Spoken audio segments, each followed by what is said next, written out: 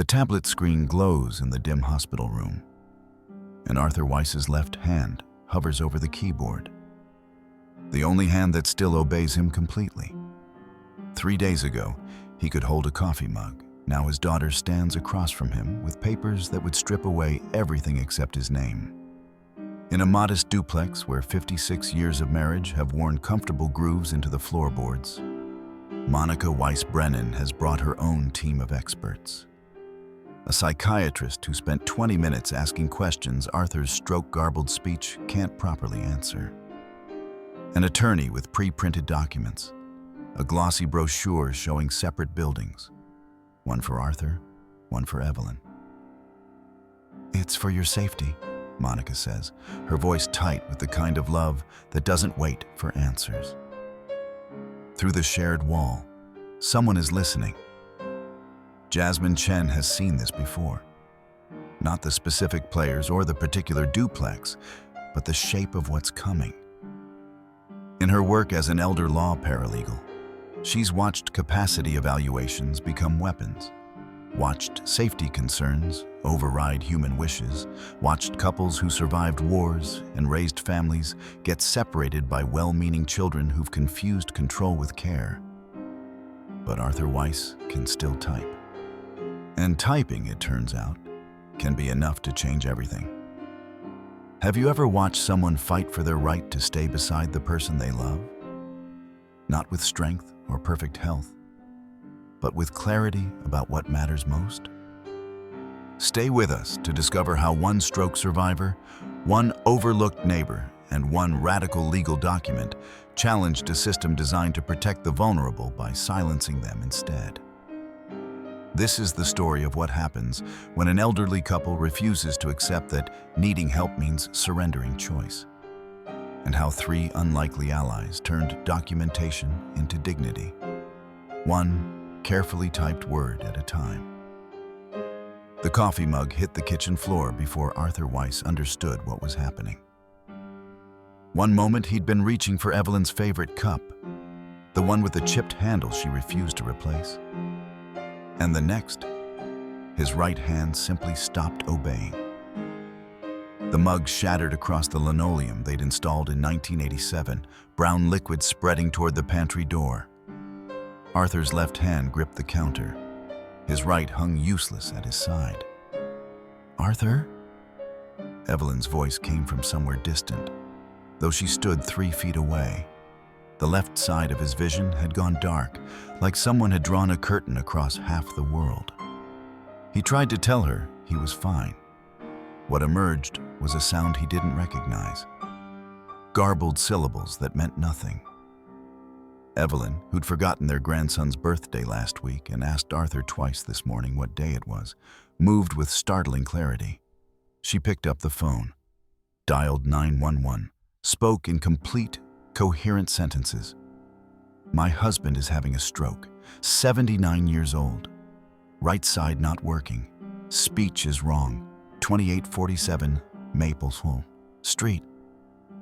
Arthur wanted to thank her. Wanted to say he was scared. His mouth wouldn't form the words. She crossed to him, her small hand steadying his good side. "I've got you," she said. "I've got you, Arthur. Just breathe." The EMTs arrived in 7 minutes. By then, Arthur had slid to the floor, Evelyn sitting beside him, humming the song they danced to at their wedding 56 years ago. His left hand squeezed hers. That still worked. The hospital smelled like industrial cleaners and fear. Arthur lay in the ER bed while doctors moved around him with practiced efficiency, asking questions he couldn't properly answer. A neurologist shone lights in his eyes, tested his grip strength, the right side failing every assessment. Someone ordered a CT scan. Someone else started an IV. Evelyn sat in the corner chair, suddenly confused again. "Where are we?" she asked a nurse. "Why is Arthur in bed?" "He had a stroke, Mrs. Weiss." "A stroke? When?" "This morning." Arthur watched his wife process this information as if hearing it for the first time. Maybe she was. The neurologist returned with images of Arthur's brain, a dark spot where blood flow had stopped. Moderate ischemic stroke affecting the right hemisphere. That explains the left side vision loss, right side weakness, and aphasia. Aphasia. A word that meant Arthur's thoughts were clear, but the pathway to his mouth was broken. By evening, Monica arrived. Arthur heard his daughter before he saw her. Her voice in the hallway, sharp with controlled panic, asking questions the nurses couldn't fully answer. Then she was beside his bed, and behind her stood Derek, her husband, already holding up his phone to photograph the IV lines, the trembling hand, the evidence. "Dad." Monica's eyes were wet. "Oh, Dad." Arthur tried to smile, tried to tell her not to worry. What came out was, K. Monica's expression shifted. Grief mixing with something else Arthur couldn't quite identify. She squeezed his good hand. "Don't worry," she said. "I'm going to take care of everything." 3 days later, the wheelchair van deposited Arthur at his front door like a package marked fragile. The duplex looked the same. Green shutters needing paint, Evelyn's tomato plants thriving in their careful rows. But something felt wrong. Arthur maneuvered his wheelchair up the ramp Derek had installed yesterday, noting how quickly arrangements were being made without his input. Monica opened the door before he could reach for the handle. "Welcome home, Dad." She guided him inside with the kind of efficiency Arthur recognized from her corporate career. Purposeful, organized, brooking no deviation from the plan. The living room had been transformed. Their comfortable clutter, Evelyn's magazines, Arthur's crossword books, 56 years of accumulated life, had been cleared away. In its place, 4 chairs arranged in a semicircle facing Arthur's usual spot. 3 were occupied. "Dad, these people are here to help us." Monica gestured like a game show host revealing prizes. "This is Dr. Raymond Khalil, a geriatric psychiatrist. This is Craig Bartlett, an attorney who specializes in elder law. And this is Derek. You remember Derek?" Arthur remembered Derek photographing his hospital room. His jaw tightened. "Let's get you settled." Monica positioned his wheelchair precisely where she wanted it, then sat beside the strangers. "Dr. Khalil has some questions." The psychiatrist leaned forward with a clipboard. "Mr. Weiss, can you tell me what year it is?" Arthur's mind supplied the answer instantly. His mouth struggled. 220. Tuan Fu. Dr. Khalil made a note. Who is the current president? Arthur knew. Everyone knew. But the name emerged as mangled syllables that meant nothing. Another note. Can you count backward from 100 by 7s? Arthur felt his frustration rising. He could do this calculation in his sleep, had spent 37 years as a civil engineer solving problems infinitely more complex than subtraction. But his stroke-garbled speech made him sound confused even when his thoughts were crystalline. Evelyn appeared from the kitchen carrying a tray. Does Arthur want tea? Do you want tea, Arthur? I made tea. Mrs. Weiss, Dr. Khalil said gently. Perhaps you should sit down. I was making tea. Was I making tea? Monica touched her mother's arm. Mom, we need to talk about some things. Can you sit here? Dr. Khalil turned to Evelyn. Mrs. Weiss, what day of the week is it? Evelyn looked uncertain. Is it Tuesday? It's Thursday. Oh. Evelyn's face fell. She glanced at Arthur, who wanted to tell her it didn't matter. The days of the week were arbitrary measures of time, and she'd never needed them anyway, because that's what calendars were for. Craig Bartlett opened his briefcase. Mr. And Mrs. Weiss, your daughter has asked me to help you with some important legal documents. He laid papers across the coffee table. These are durable powers of attorney, one for healthcare, one for finances. Given recent events, it would be wise to have someone who can make decisions if you're unable to.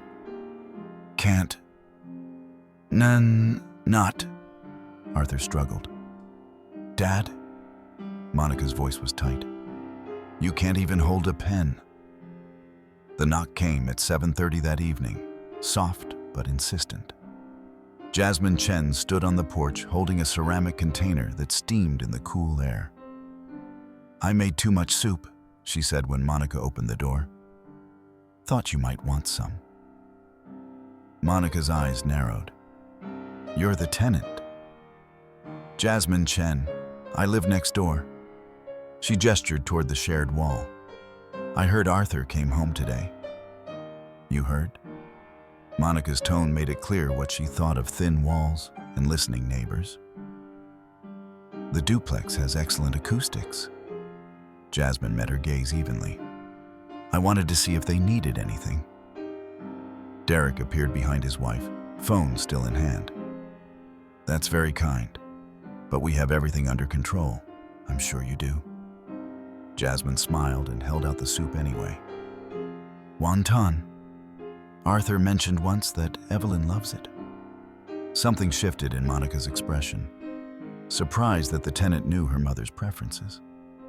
She took the container. Thank you. I'll make sure they get it. Actually, I was hoping to say hello. I haven't seen them since before. She let the sentence trail off delicately. Monica hesitated, then stepped aside. The living room had been restored to its usual comfortable chaos. Magazines returned to their basket, Arthur's crossword books stacked on the side table. Arthur sat in his wheelchair near the window, left hand resting on the armrest. Evelyn perched on the sofa, folding and refolding a dish towel. Miss Chen. Arthur's face brightened. The words came slowly but clearly enough. Good. See you. I brought soup. Jasmine crossed to them, deliberately putting her back to Monica. She crouched beside Arthur's chair. How are you feeling? He made a frustrated gesture toward his mouth, his right side. The stroke affected your speech, Jasmine said quietly, but not your mind. I can tell the difference. Arthur's left hand found hers and squeezed. Monica cleared her throat. Miss Chen, what exactly do you do for work? I'm a paralegal. Jasmine straightened. Estate planning mostly. Boring stuff. Monica exchanged a glance with Derek. Well, we appreciate you checking in, but it's been a long day. Of course, Jasmine smiled at Arthur and Evelyn. I'm right next door if you need anything. After she left, Monica locked the door with more force than necessary. At 11:43 that night, Jasmine's phone chimed with an email notification. The sender, Aweiss1946, @gmail.com. The subject line, help. The message had taken Arthur 27 minutes to type one-handed, based on the timestamp. Each word was deliberate. Miss Chen, Monica wants us separated. Different facilities. Evelyn can't handle that. I can't lose her. You work in elder law? Please help me keep my wife home. I can pay whatever you need.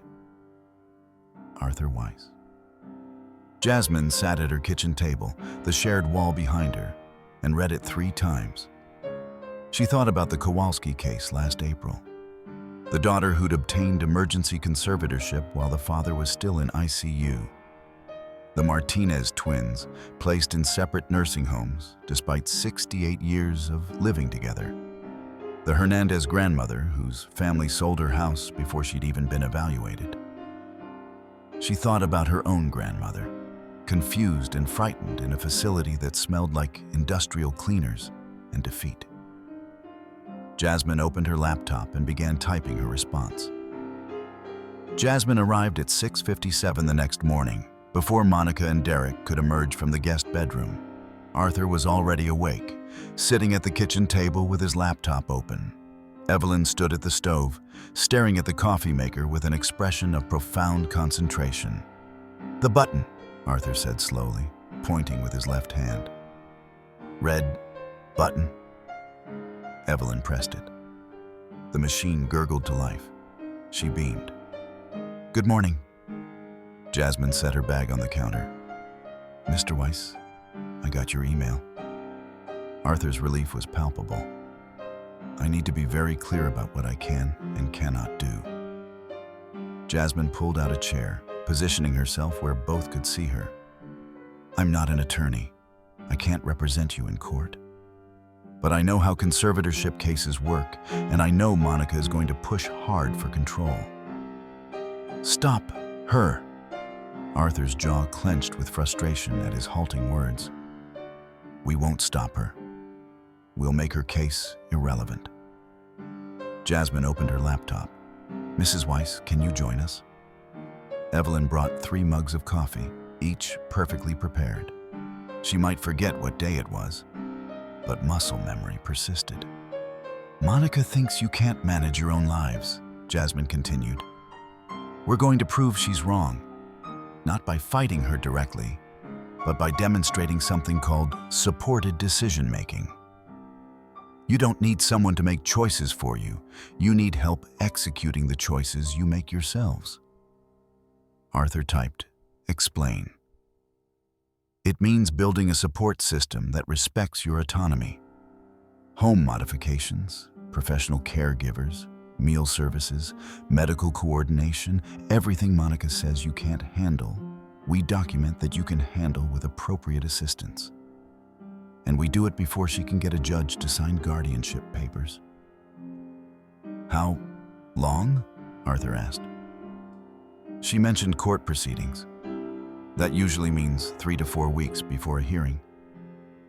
Jasmine pulled up a spreadsheet. "We have maybe 2 weeks before she files official petitions. We need to move fast." For the next hour, she filmed Arthur explaining their daily routine. How he'd automated their bills years ago, when Evelyn first started forgetting to mail checks. How Evelyn maintained her elaborate medication reminder system with color-coded pill boxes. How they'd gradually adapted the house with grab bars and non-slip mats. Arthur's speech was labored, but his reasoning was crystalline. He showed her their online banking, the spreadsheet tracking Evelyn's symptoms, the calendar with doctor's appointments color-coded by importance. Evelyn demonstrated her tomato garden routine, her voice momentarily clear. "Arthur tells me what needs doing. I do it, same as always." "That's called interdependence," Jasmine said softly, "not incapacity." They were reviewing the preliminary care plan when Monica appeared in the doorway, already dressed for the day. "What's going on here?" Jasmine closed her laptop calmly. "Your father asked for my professional opinion. I was just leaving." 2 weeks later, Monica returned with an envelope bearing the county court seal. Arthur opened it with shaking hands, both of them trembling now. Emergency conservatorship petition, hearing date, 21 days. He looked at Jasmine through the shared wall later that evening. His typed, message simple, "Time to fight." The conservatorship petition arrived in a manila envelope that felt heavier than its actual weight.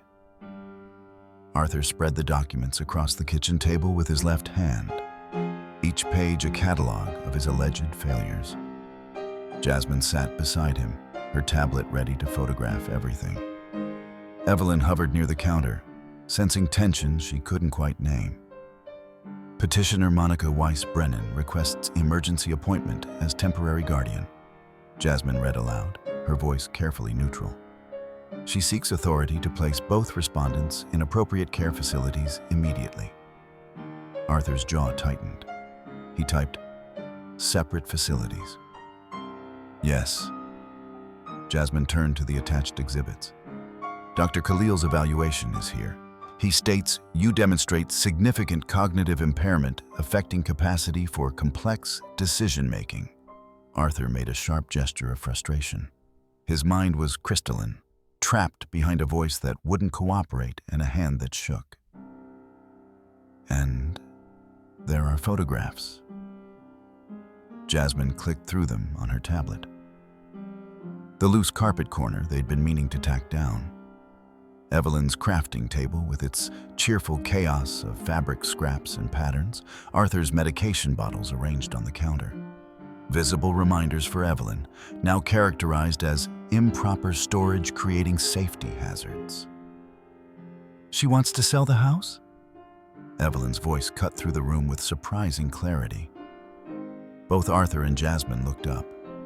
"Monica always wanted us to sell," Evelyn continued, still standing by the counter but suddenly present in a way she hadn't been for days.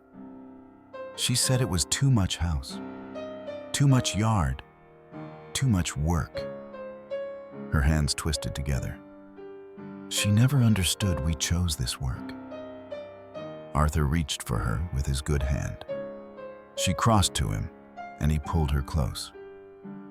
Jasmine kept reading, her professional mask slipping slightly. "They've also named Margaret Winters as proposed conservator of the estate.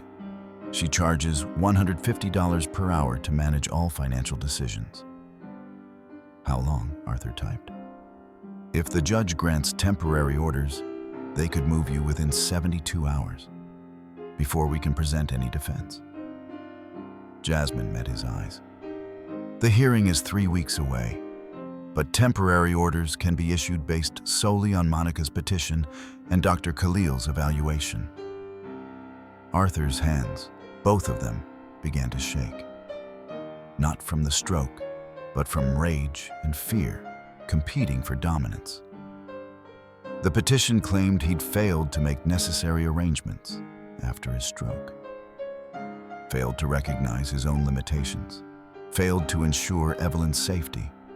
Failed, ultimately, at the most basic task of caring for the person he loved. Evelyn leaned against his shoulder. "Arthur," she said softly, "are we going to let her win?" The question hung in the air. Monica with her lawyers and doctors and brochures for Meadowbrook Senior Living. Monica with her certainty that love meant control, that protection meant separation, that safety mattered more than partnership. Arthur pulled his laptop closer. His left hand found the keys with more force than usual. "I didn't survive a stroke to lose my wife. Tell me everything we need to do." Jasmine straightened, something shifting in her expression, determination replacing doubt. "Everything," she said, "starting now." Evelyn squeezed Arthur's shoulder. Outside, the tomato plants needed watering. Inside, a war was beginning. And Arthur Weiss, methodical engineer, protective husband, stroke survivor with one working hand and garbled speech, was done being underestimated. Dr. Yolanda Martinez arrived on a Tuesday morning carrying a leather portfolio and the kind of calm that comes from witnessing 1,000 family crises. "Mr. Weiss," she shook Arthur's left hand with both of hers. "I'm here to understand how you live, not to judge whether you can." Over the next 3 days, she became part of the furniture. She sat quietly at the kitchen table while Arthur directed Evelyn through breakfast, his halting speech prompting her to retrieve the orange juice, to check the calendar on the wall, to take her morning medications from the locked dispenser Jasmine had installed. She watched Evelyn prepare lunch with Arthur coaching, noting how his cabinet, left became unnecessary as Evelyn's muscle memory took over. "Tell me about your system," Dr. Martinez said on the second day, gesturing to the color-coded pill boxes, the labeled calendar, the notes taped to cupboard doors. Arthur typed slowly. "Evelyn forgets conversations, doesn't forget routines. We built routines. And when the routines fail, I'm here." Dr. Martinez spent an hour examining Evelyn's garden, the neat rows, the systematic watering schedule, the journal tracking planting dates, and Evelyn's increasingly uncertain handwriting with Arthur's typed additions in the margins. "Mrs. Weiss, how do you remember what needs doing out here?" Evelyn looked at Arthur, then back to Dr. Martinez. "Arthur tells me. I do it. Same as it's always been." A pause, then clarity. "The forgetting is new. The partnership isn't." On the third day, Marcus Thompson arrived with his toolbox and assessment forms. He didn't photograph hazards. He eliminated them. Grab bars appeared in the bathroom. The loose carpet corner got secured with heavy-duty tape. The medications moved into a locked dispenser, programmed to Arthur's specifications. "You've made modifications before," Marcus observed, noting the ramp Arthur had built in 1998 when Evelyn's mother visited in a wheelchair. Arthur nodded, typed, "Engineer. We solve problems." "The court needs to see that problem-solving ability." Marcus photographed each improvement with Arthur in frame, directing the work even when he couldn't perform it himself. Rita Valdez from Home Care Angels completed the triad. She arrived 3 mornings a week to help with bathing, to take Evelyn shopping, to prepare meals Arthur could reheat. "Mr. Weiss, I need to understand your preferences," she said on the first visit. "I'm here to assist, not to take over." Arthur appreciated her recognition that he remained the decision-maker. He typed out detailed instructions. Evelyn's routine, her anxieties, her triggers for confusion. Rita read them carefully, then asked clarifying questions that proved she'd actually listened. By week's end, Jasmine's binder had grown thick with documentation. Dr. Martinez's 62-page functional assessment concluding that Arthur demonstrated intact executive function with appropriate compensatory strategies. Marcus's safety report showing systematic problem-solving. Rita's care logs detailing a household functioning with support, not despite vulnerability, but through intelligent adaptation. "This is good," Jasmine said, reviewing the evidence. "But Monica will argue you couldn't arrange all this yourself, that you needed me to coordinate it."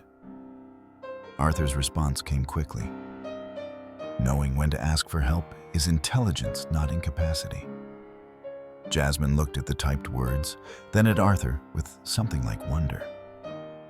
"Yes," she said quietly. "That's exactly what we tell the judge."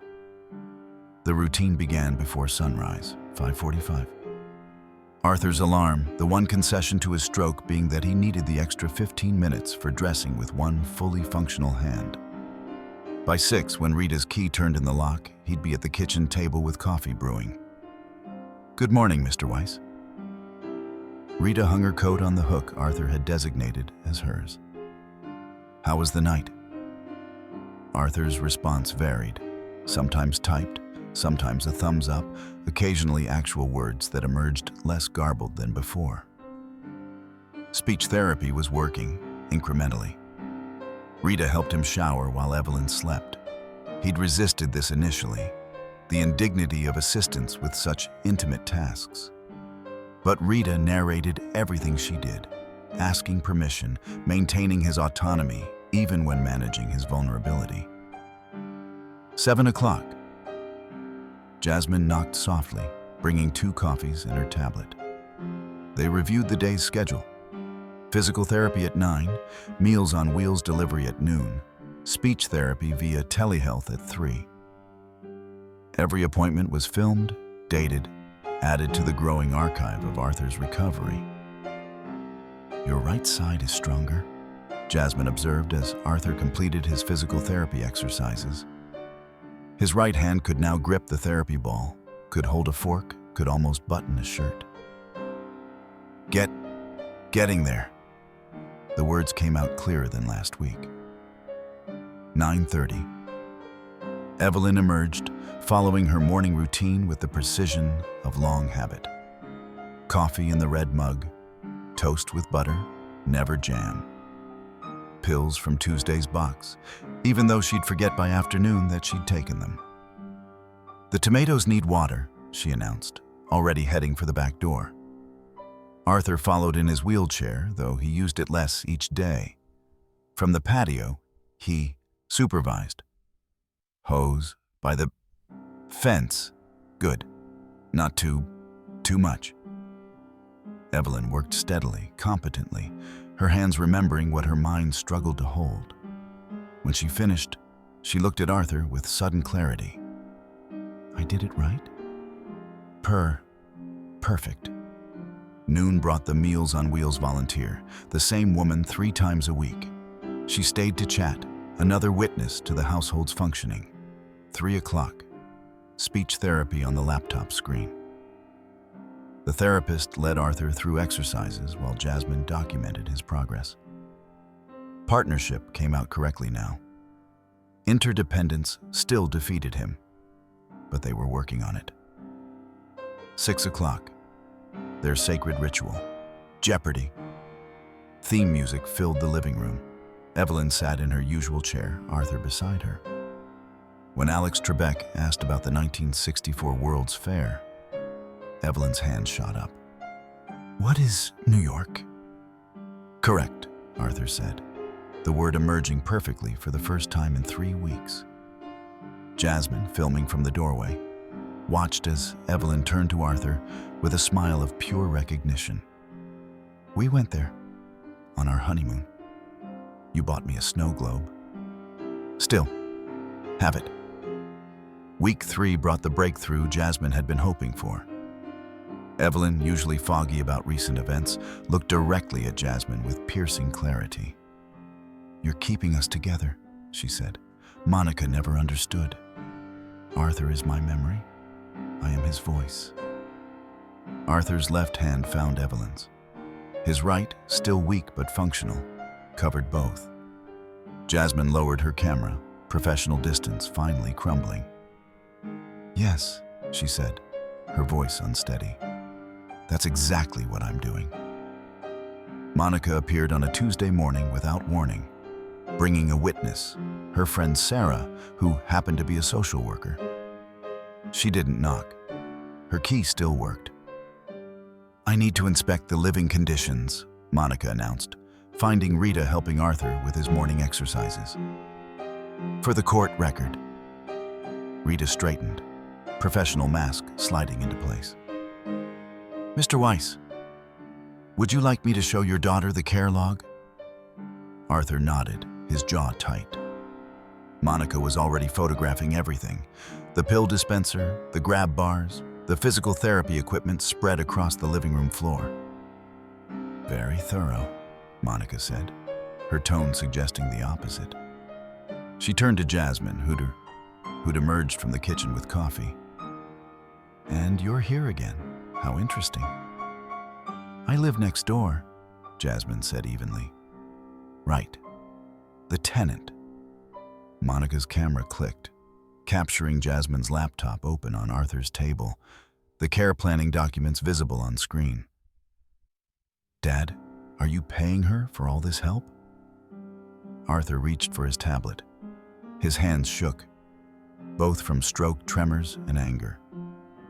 "Don't bother typing," Monica said. "Sarah needs to ask some questions. Professional assessment." She gestured to her friend, who looked increasingly uncomfortable. Sarah's questions started gently but grew pointed. How often was Jasmine here? Who made decisions? About Arthur's care? Had there been any discussion of payment, gifts, inheritance? Evelyn appeared from the garden, soil on her hands. "Monica, you didn't say you were coming." "Mom, when did you last see a doctor?" "Tuesday," Evelyn said confidently. "It's Tuesday today, Mom." "Which Tuesday?" Evelyn's face clouded. She looked to Arthur, who typed rapidly. "Last Tuesday, Dr. Martinez. You have the appointment card." "Did you type that yourself, Dad? Or did someone suggest what to write?" The question hung in the air like an accusation. After Monica left, Jasmine discovered the damage. An email notification glowed on her phone. Supplemental motion filed in Superior Court. She opened the attachment with dread. Petitioner presents evidence of financial exploitation by tenant Jasmine Chen, who has isolated the vulnerable adults from family and may be exercising undue influence. Petitioner requests temporary restraining order preventing Ms. Chen from contact with respondents pending full hearing. The hearing date? 5 days away. Arthur read over her shoulder, his face gray. He typed, "I asked for your help." "I know," Jasmine said quietly, "but proving that to a judge is different than knowing it's true." Rita appeared in the doorway, car keys in hand.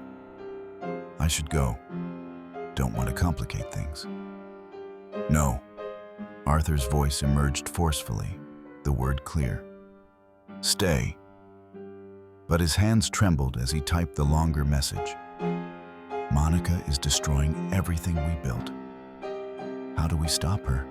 Jasmine looked at the restraining order request, then at Arthur's desperate face. She thought about the Kowalski case, the Martinez twins, her grandmother dying alone in a facility that smelled like industrial cleaners and defeat. "We don't stop her," Jasmine said finally. "We make her case irrelevant." Elena Rostova's office smelled like old books and strong coffee. The senior partner at Cornerstone Elder Law studied Arthur through frameless glasses that had probably cost more than his wheelchair. "Mr. Weiss, I'll be direct. Allegations of undue influence are notoriously difficult to disprove." Elena's accent carried traces of her Russian childhood. "The accuser is your daughter, family, concerned, seemingly acting from love. You are a stroke victim with documented vulnerabilities. And Ms. Chen is your tenant, creating an inherent power imbalance." Arthur's left hand found his tablet. "I asked her to help me. You believe that. I believe that. Convincing a judge in 5 days is another matter." Elena turned to Jasmine. "You documented everything?" "Everything," Jasmine confirmed. "Emails, texts, care plans, receipts." Arthur initiated all contact. "I've accepted no money. I'm still paying rent." She slid a folder across the desk. "Bank statements showing regular rental payments." Elena reviewed them methodically. "Good. Not great, but good." She looked at Arthur again. "I need to interview you extensively. On video. Hard questions about your relationship with Ms. Chen, your decision-making process, your wishes. Your answers need to be unequivocally clear, despite your aphasia." The interview took 3 hours. Elena was ruthlessly thorough, pushing Arthur on every point Monica might attack. Had Jasmine influenced his care choices? Had she suggested specific services or providers? Had there been any discussion of compensation, even casually? Arthur's typed responses were slow, but absolute. "Jasmine is a friend and advisor, not a controller. Every decision has been mine. Your daughter will say the stroke impaired your judgment. The stroke impaired my speech, not my mind." The restraining order hearing took place in a small courtroom that felt deliberately designed to intimidate. Monica's attorney was polished and aggressive, painting Jasmine as an opportunistic tenant who'd inserted herself into a vulnerable family's crisis. Ms. Chen has no familial relationship, no professional credentials to provide care management. Yet she's become the gatekeeper to the respondent's daily life. She's isolated Mr. Weiss from his own daughter. "That's not true," Arthur said clearly. The judge looked up, surprised by the interjection. Elena stood smoothly. "Your Honor, my client wishes to respond." Arthur's typed statement appeared on the courtroom screen, Elena reading aloud as he finished each line. "Monica isolated herself by trying to separate me from my wife. Jasmine helped me stay together with Evelyn. That's not isolation. That's the opposite. The judge studied Arthur for a long moment. "Mr. Weiss, do you understand the allegations being made?" Arthur nodded, typed, "Yes, they're wrong." "Restraining order denied," the judge said finally. "However, Ms. Chen, I'm ordering you to provide regular accounting of any financial transactions with Mr. and Mrs. Weiss. Maintain appropriate boundaries."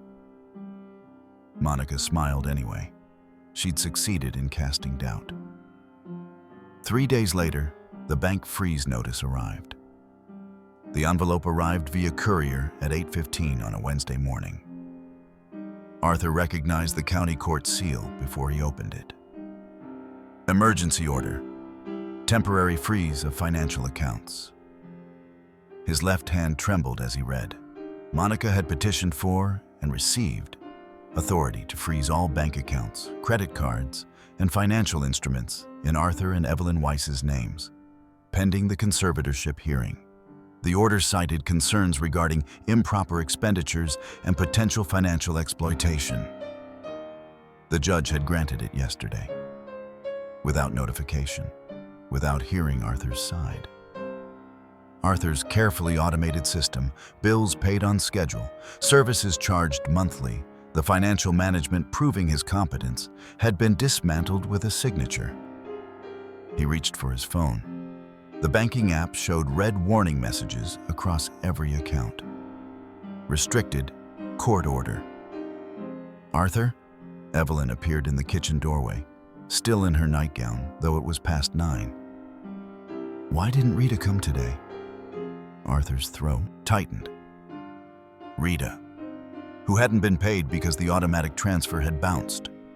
He typed rapidly, "Court problem, will fix." But the calls that morning told a different story. Home care angels, apologetic but firm. Services suspended due to non-payment, per company policy. The physical therapist's office. Appointments canceled until account brought current. Meals on Wheels.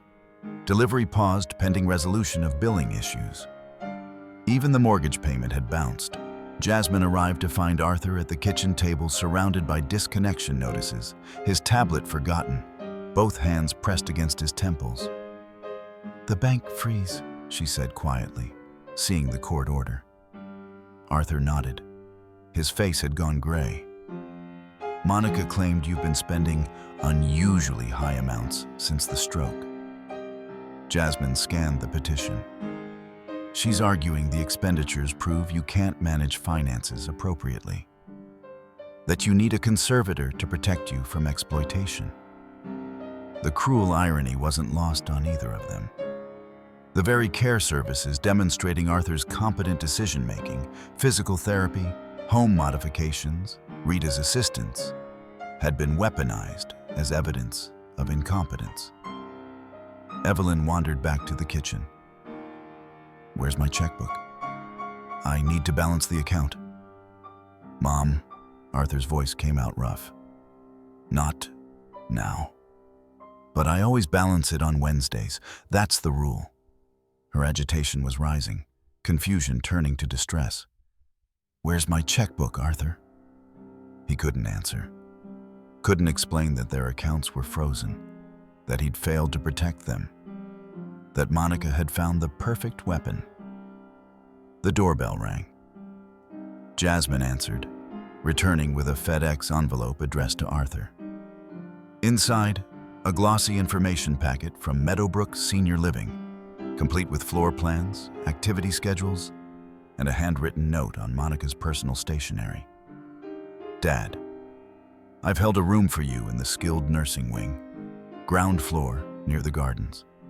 Mom's memory care suite is ready too. Just say the word. We can move you this weekend. No more stress, no more struggling. Let me take care of everything."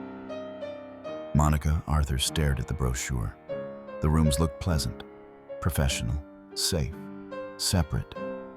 Evelyn leaned against his shoulder, her earlier agitation fading into quiet desperation. "Arthur, are we going to be okay?" He pulled her close with his good arm. feeling her heartbeat against his chest, steady, trusting, completely dependent on him to keep them together. The conservatorship hearing was 7 days away. His bank accounts were frozen, his support services canceled. His daughter had manufactured the exact crisis she'd predicted. Arthur looked at Jasmine, then typed slowly, "How do we fight when she's taken away every weapon?" Jasmine's phone rang at 6:30 the next morning. Rita's voice was steady but determined. "I'm coming in today. Don't argue with me about payment." "Rita, the agency doesn't own my conscience. Mr. Weiss needs help showering. Mrs. Weiss needs someone to remind her about breakfast. I'll be there at 7. By 8 o'clock, Jasmine had made 17 calls. Meals on Wheels agreed to continue deliveries as emergency assistance after hearing the situation. Marcus drove over unasked, photographing that every safety modification remained in place. Grab bars still installed, medications still organized, the home still adapted for Arthur's needs, despite the financial freeze. Dr. Martinez's response came via email. "I won't watch a functional couple be destroyed by bureaucracy. Count me in for testimony. No additional payment necessary." Elena arrived at 9 with her leather portfolio and a proposal that sounded either brilliant or insane. "We need more than defense," she said, spreading documents across Arthur's kitchen table. "We need offense. A positive plan Monica can't counter." "The supported decision-making agreement?" Jasmine asked. "Comprehensive, detailed, filed with the court before the hearing." Elena looked at Arthur. "Mr. Weiss, this is risky. Most judges don't understand supported decision-making. They might see it as you admitting you need a guardian." Arthur's response was immediate. "Or proving I've already built appropriate support." For 4 days, they drafted. Elena asked questions. Arthur typed answers. Jasmine researched precedents. The agreement named 3 supporters: Jasmine Chen, Dr. Yolanda Martinez, and Father Thomas Brennan, chosen deliberately to represent personal, professional, and spiritual counsel. The document specified decision-making processes for medical choices, financial planning, housing arrangements. It acknowledged Arthur's limitations while asserting his retained rights. Most crucially, it distinguished between advice and control. "Supporters advise," Elena explained to Arthur during their final review. "You decide. That's the framework. Can you live with consulting others on major decisions?" Arthur typed slowly, deliberately. "I've been married 56 years. I've never made major decisions alone. That's called partnership, not incapacity." Elena smiled. "Perfect. We'll use that in court." Father Thomas arrived that evening, reading the agreement carefully before signing as supporter. "Arthur, you understand this means I'll ask hard questions sometimes? About end-of-life wishes? About what's truly best for Evelyn?" Arthur nodded, typed, "That's why I chose you." The final document ran 37 pages. Comprehensive care plans, emergency protocols, decision-making processes, supporter responsibilities. Arthur reviewed every word, suggesting changes that demonstrated his cognitive clarity more effectively than any expert evaluation. On the 6th day, Elena filed the supported decision-making agreement with the court, serving copies to Monica's attorney. The response came within hours: a motion to exclude the agreement as evidence of incapacity and need for guardianship. Elena read it, and Elena laughed. "They're scared? Good. They should be." Arthur sat at his kitchen table, Evelyn beside him humming something he didn't recognize. Through the window, her tomato plants needed watering. The conservatorship hearing was tomorrow. He typed one final message to Jasmine: "Thank you for giving us a chance to fight." The courthouse smelled like floor wax and anxiety. Arthur arrived at 8:45, deliberately early, in his wheelchair, though he could walk with the cane now. Elena's strategic choice: show vulnerability and determination simultaneously. "Let them see you're not hiding your limitations," she'd explained. "Then let them see you've adapted to them." Monica was already there, stationed near the courtroom entrance with her assembled forces. Derek stood beside her, phone in hand as always. Dr. Khalil reviewed notes. Margaret Winters, the proposed conservator, wore a professional suit and an expression of practiced concern. Monica's eyes met Arthur's briefly. She looked away first. Inside, the courtroom felt smaller than Arthur expected. Judge Patricia Thornton presided. 60-something, gray hair pulled back severely, expression revealing nothing. Elena positioned Arthur's wheelchair at the defense table. Evelyn sat beside him in her good dress, the pearl necklace from their 50th anniversary catching the fluorescent light. Her hand found Arthur's and held tight. Monica's attorney, James Chen, no relation to Jasmine, stood to present. His voice carried practiced sympathy. "Your Honor, this is a tragic case of a loving daughter trying desperately to protect vulnerable parents who can no longer recognize their own limitations." What followed was a systematic dismantling of Arthur's life. The stroke that left him disabled, the aphasia that rendered him barely verbal, the trembling hands, the wheelchair dependency, the inability to perform basic tasks. The respondent cannot hold a pen, Your Honor, cannot speak clearly, requires assistance with personal care. Dr. Khalil testified next, his evaluation presented as definitive. Mr. Weiss demonstrates significant cognitive impairment affecting capacity for complex decision-making. His stroke has compromised executive function. He requires substantial support he currently lacks. Monica herself took the stand, tears genuine. "I'm terrified, Your Honor. My father can't recognize he needs help. My mother forgets to turn off the stove. I found their home in disarray, medications everywhere, safety hazards, no proper care arrangements. The mortgage payment bounced because Dad can't manage finances anymore." She described finding Arthur on the floor once. He'd tripped over carpet. She mentioned Evelyn's confusion, her wandering, her declining memory. "I love my parents," Monica said, voice breaking. "I just want them safe. Meadowbrook has excellent facilities. They'd each get appropriate care. I'd visit regularly. But right now, they're in danger every single day." Margaret Winters presented her proposed care plan. Clinical, comprehensive, expensive.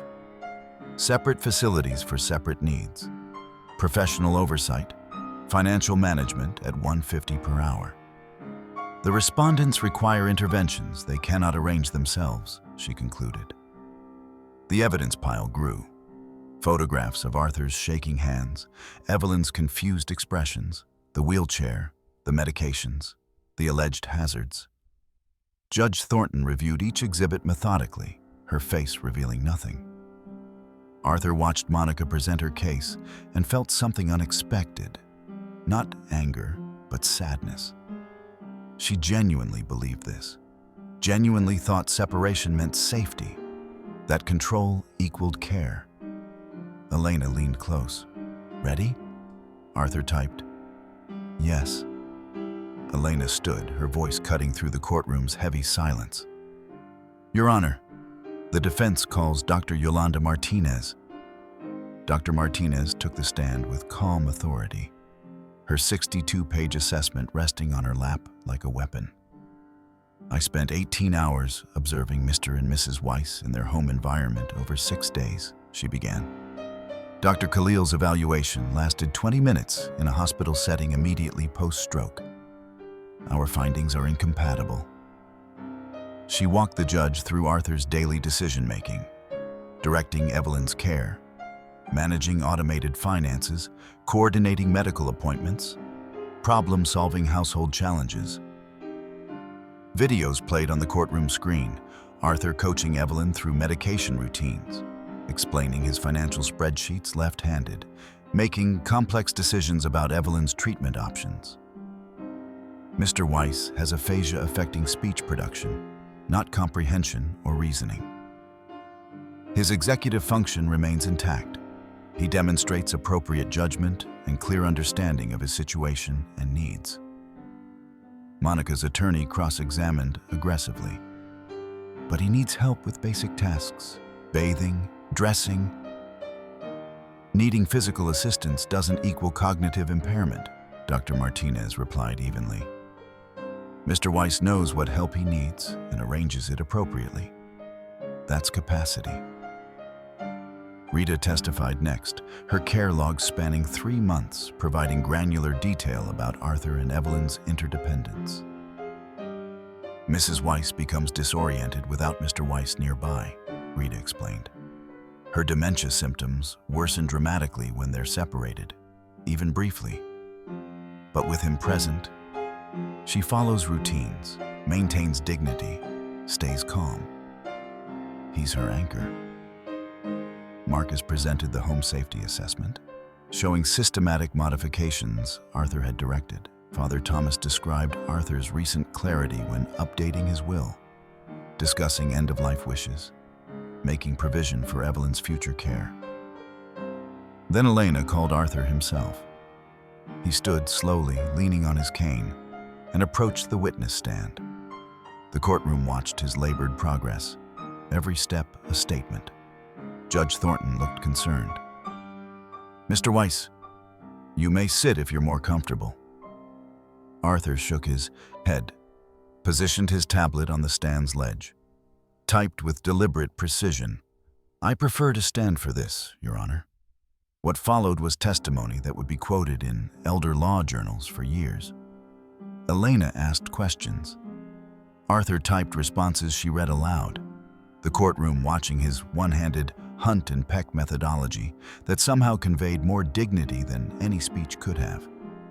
My stroke affected my body and my voice, not my mind, not my judgment, not my right to decide how I live.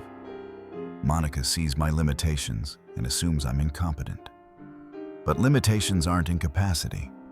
I know what I can't do. I know what help I need. I arrange that help. That's capacity. Evelyn has dementia. She forgets conversations, appointments, dates. But she remembers feelings. She remembers safety. She remembers love. Separating us wouldn't protect her. It would destroy her. Monica's attorney tried cross-examination. "Mr. Weiss, can you tell me what year it is without using your tablet?" Arthur's jaw clenched. His mouth formed words that emerged as garbled sounds. Elena stood immediately. "Objection. Counsel is requiring verbal response from a witness with documented aphasia. It's discriminatory and irrelevant to capacity." "Sustained," Judge Thornton said firmly. "Mr. Weiss has demonstrated his preferred method of communication. That method is valid." Arthur typed one more message. "I didn't survive a stroke to lose my wife. I'm fighting for my family. That's what capable people do." Elena approached the bench with the 37-page document that represented their nuclear option. "Your Honor, Mr. Weiss would like to present his supported decision-making agreement for the court's consideration." Monica's attorney shot to his feet. "Objection. This is admission of incapacity." "It's the opposite," Elena said calmly. "It's proactive planning by someone with full capacity choosing to build appropriate support systems." Judge Thornton gestured for the document. Read in silence for several minutes. "Explain this to me, Ms. Rostova." Elena did, walking through the legal framework. Supported decision-making recognized Arthur's right to make his own decisions while acknowledging he might benefit from advice. 3 named supporters, Jasmine Chen, Dr. Martinez, Father Thomas, would consult with Arthur on major medical, financial, and housing decisions. But they couldn't override his choices, ever. It's the difference between advice and control, Elena concluded. Between support and guardianship, Mr. Weiss retains every legal right. Arthur typed as Elena spoke, his prepared statement appearing on the courtroom screen. Your Honor, I'm 79 years old. I've lived through wars, recessions, the loss of friends and family. I've built infrastructure that still stands. I've been married 56 years. I've made thousands of decisions, some good, some bad, all mine. My stroke didn't erase that history. It didn't make me a child. It didn't eliminate my right to choose how I live and who I live beside. This agreement shows I understand my limitations. It shows I've built appropriate support. It shows I can plan for my future while maintaining my dignity. Monica wants to control my life because she's scared. I understand her fear. But fear doesn't justify taking away my freedom. Jasmine testified last, explaining her involvement from Arthur's initial email through the documented care planning. Bank records showed no financial transactions between them. Recent rental checks proved she continued paying rent. Monica's attorney cross-examined hard. Isn't this just guardianship with a different name? Mr. Weiss admits he needs help making decisions. He needs advice, not control, Elena interrupted. There's a profound legal difference. Guardians have authority to override. Supporters have authority only to advise. Mr. Weiss retains full autonomy. Judge Thornton looked at Arthur directly. Mr. Weiss, do you understand this agreement means consulting others before major decisions? Arthur typed, I've been married 56 years, Your Honor. I've never made major decisions alone. That's called partnership, not incapacity. The courtroom fell silent. Judge Thornton took a 15-minute recess. When she returned, her expression revealed nothing until she spoke. I've reviewed the evidence presented by both parties. Dr. Martinez's comprehensive assessment versus Dr. Khalil's brief evaluation. The documented care plan versus alleged dangers. The supported decision-making agreement versus proposed conservatorship. She paused, looking at Monica, then at Arthur. Conservatorship petition denied. The supported decision-making agreement is recognized and filed with this court. Mr. Weiss's bank accounts are unfrozen immediately.